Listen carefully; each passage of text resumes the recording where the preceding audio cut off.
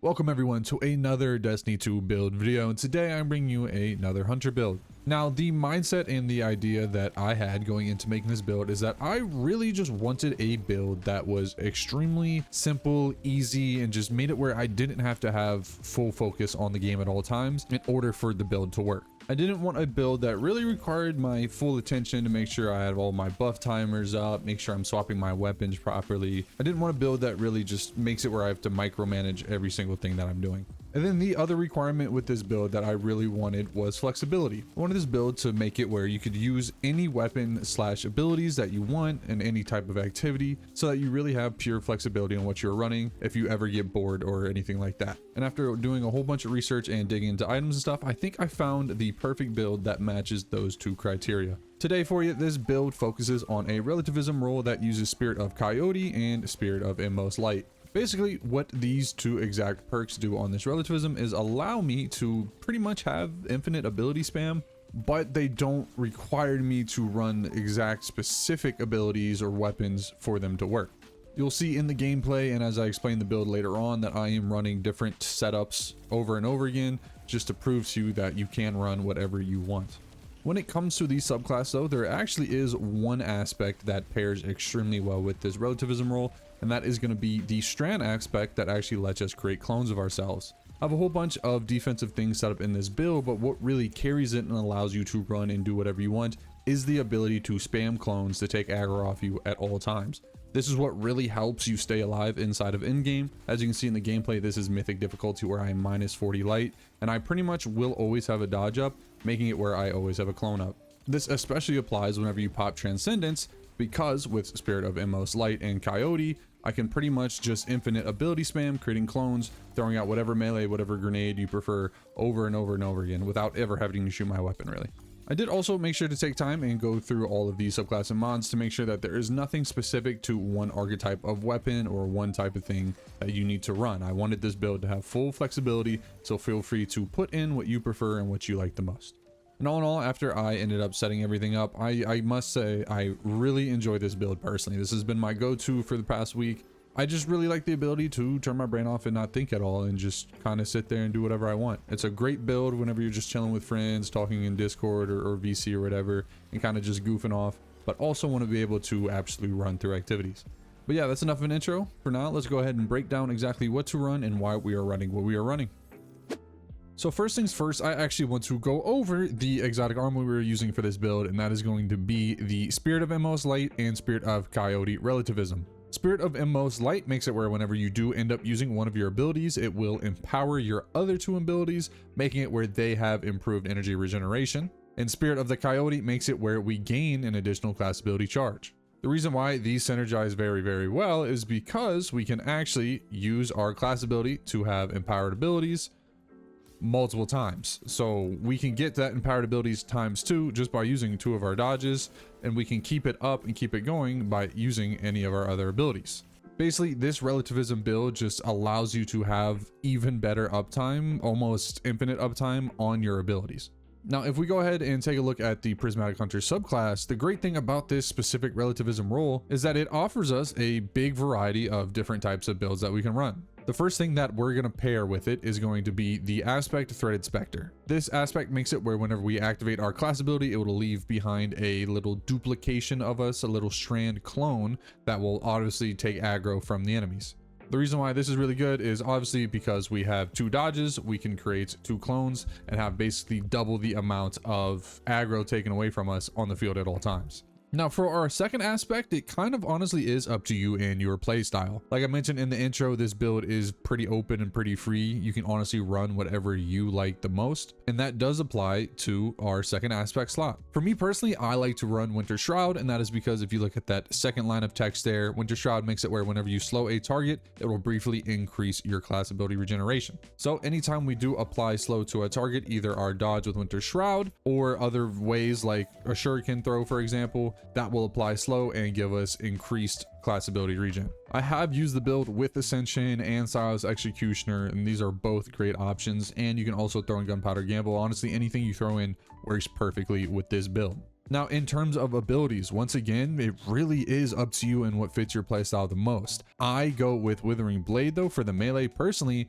because just like the class ability where we have 2 charges, Withering Blade actually also gives us 2 charges, which gives us double the amount of availability to actually keep our empowered abilities buff up. But feel free to throw in whatever you prefer. Now, in terms of grenade, once again, it is up to you. There isn't really a better option. I'm running Arc Bolt Grenade, and that is because I actually like using it to apply Jolt using Facet of Dominance. Facet of Dominance is a prismatic fragment that makes it where our Void Grenades will apply Weaken, or our Arc Grenades will apply Jolt. With that being said, if I know I am going into a less dense activity where I really just need to focus on damage, I will swap out Arc Bolt Grenade for Magnetic Grenade just for a source of weakening. And honestly, Magnetic Grenade does more damage than Arc Bolt. But just like I've mentioned previously, feel free to run whatever you prefer. Now, in terms of what dodge you use, I highly recommend Gambler's Dodge, and that's because with Spirit of Coyote, we actually have 2 charges, meaning that we can, every time we dodge, get our Withering Blade back or whatever melee you're running here instead. By running Gambler's Dodge just makes it where we can have more uptime on that empowered abilities buff. In terms of super, it is free choice, but what I personally am running and recommend is Silence and Squall, the stasis super, and that is because not only is this super extremely strong, but it pairs extremely well with Facet of Purpose. Facet of Purpose is a fragment that makes it where whenever we pick up an Orb of Power, it will give us an elemental buff based on our equipped super ability. So for example, with Silence and Squall, the stasis super, every time we grab an Orb of Power, this will give us Frost Armor, and Frost Armor is huge. Any form of damage reduction you can have in a build is absolutely huge for in-game content. But throwing on other supers like Strand, for example, will give you Woven Mail. That's another great option. So it really is up to you what you prefer and what kind of elemental buff you prefer the most out of Facet of Purpose. Now for the rest of the fragments, you're going to want Facet of Dawn. This makes it where powered melee hits will grant you Radiance. You're going to want Facet of Protection. This makes it where whenever we are surrounded by combatants, we are more resistant to incoming damage. And just like I mentioned before, any form of damage resistance in a build is super, super nice. And then in the final slot, we're going to want Facet of Hope. This makes it where whenever we have an elemental buff, our class ability will regenerate more quickly. We're pretty much always going to have a buff because we should have some sort of buff from Facet of Purpose, or we should always have Radiant up from getting hits with our powered melee. So just right there, based on our relativism and the subclass setup we have a huge form of offense because of how much our abilities are up, as well as a great bit of defense because of the Frost Armor we're getting from Facet of Purpose, the Facet of Protection damage resistance we have, as well as the amount of clone spam we're going to have on the field.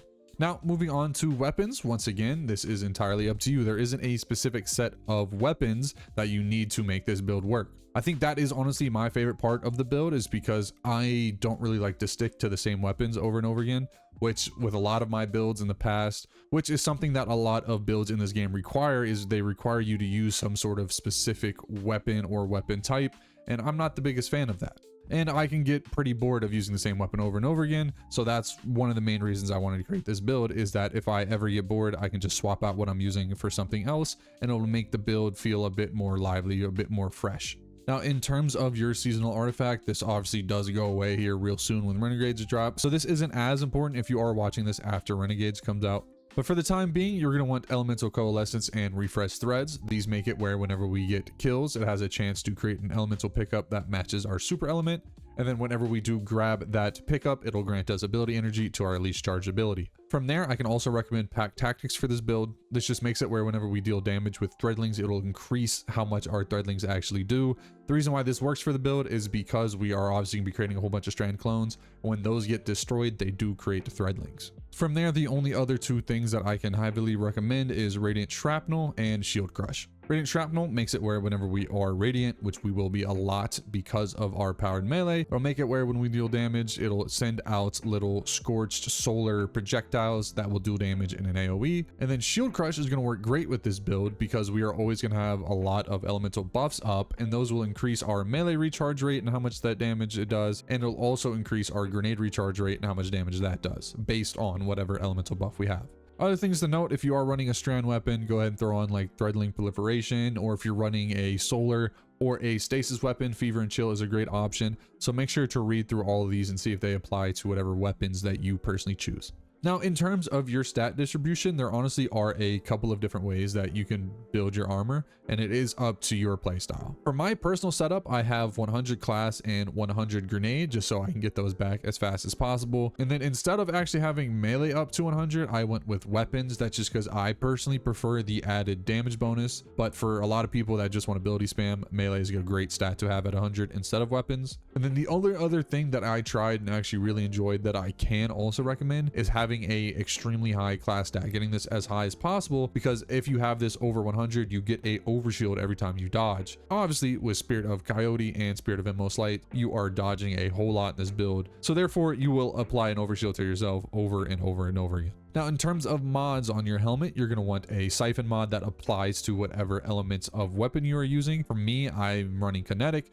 That is because I currently have Kvastov on. I then recommend running Dynamo and Super Font. On your gauntlets, go ahead and run Grenade Font, Focusing Strike, and Bolstering Detonation. On your chest piece, go ahead and run Concussive Dampener, Snipage Damage Resistance, and whatever ammo generation fits the element of weapon you are running. On your boots, go ahead and run whatever weapon surge matches the element of weapons that you are running. I am running double kinetic. And then in the last slot, go ahead and throw on Insulation. And then for your class item, go ahead and throw on Class Font, Reaper, and Bomber. To sum up what these mods do, it makes it where whenever we get a kill shortly after dodging, or we get rapid kills with our weapons, it'll create orbs of power. You then pick up those orbs of power to boost your super stat, your grenade stat, your weapon damage, and your class stat. So yeah, that right there was the breakdown on this super simple, low skill ceiling build for you. If you have any questions, feel free to drop them down below. But for now, let's go ahead and take this build into some live gameplay for you.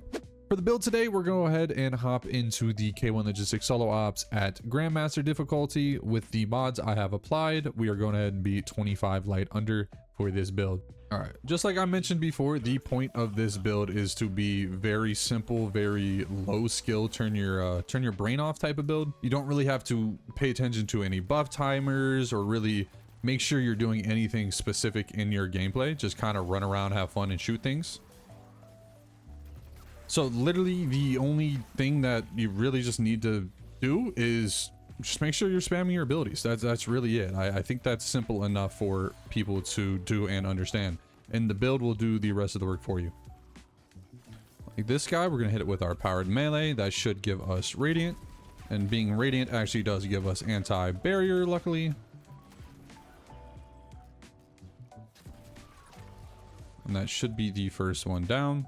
Like I mentioned before, I myself can get kind of tired of very high, I don't even know if high skill is the correct word, but builds that basically require your full attention at all times, making sure you have all your buffs up and you're rotating your weapons and everything properly. So I figured a nice change of pace would be to make a build that lets you literally slot in any ability, any weapons, literally just do anything you want, and it'll still work out just fine. Obviously, there's probably better stuff to put on this build to really min-max it and make it even better, but for the average player, you're not going to need that, which is kind of the intent of this build. I just realized I completely ran past one of the people I need to kill, so now we got to backtrack.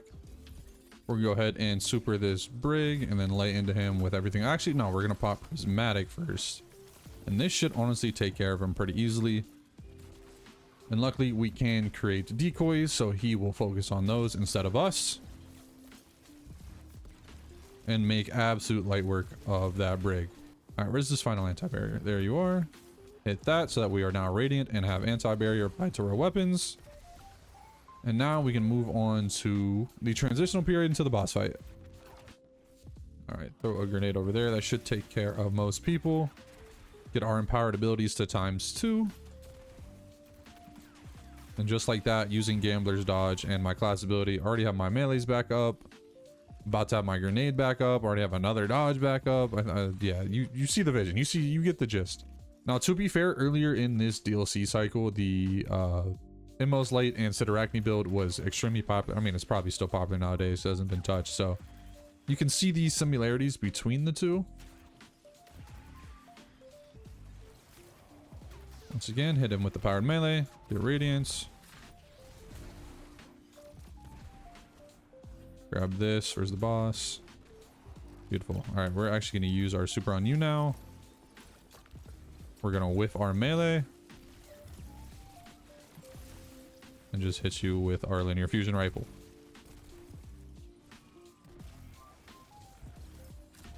All right, last anti-barrier.